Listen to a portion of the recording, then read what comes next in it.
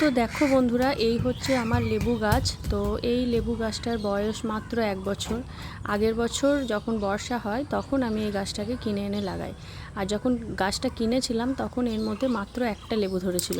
আর এখন দেখো কি সুন্দর এখানে কত বড় বড় লেবু ধরেছে।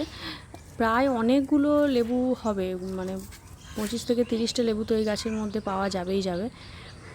তো দেখো, তোমাদের কাদের কাদের বাড়িতে এরকম ছোট্ট গাছে অনেক লেবু ধরে আছে অবশ্যই আমাকে জানাবে।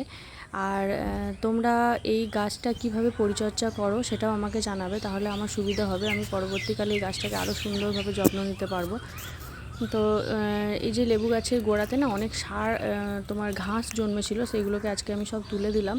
আর সেটাই তুলতে গিয়ে দেখছি একটা লেবু পুরো মাটির মধ্যে গেঁথে গেছে। জানি না পচে গেছে কি পচে যায়নি, যা হোক লেবুটা পচেনি, পেকে যাবে মনে হয়, হালকা রং ধরেছে। তো তোমরা কে কী সার জোর দাও লেবু গাছে, কীভাবে লেবু গাছ যত্ন করো অবশ্যই আমাকে জানাবে, আমি সেইভাবে গাছটার যত্ন নেব। আর আমি গাছটাতে তোমার কলার খোসা বলো, ডিমের খোসা বলো, খোল পচার জল বলো, এই সমস্ত কিন্তু গাছটার গোড়ার মধ্যে দিই।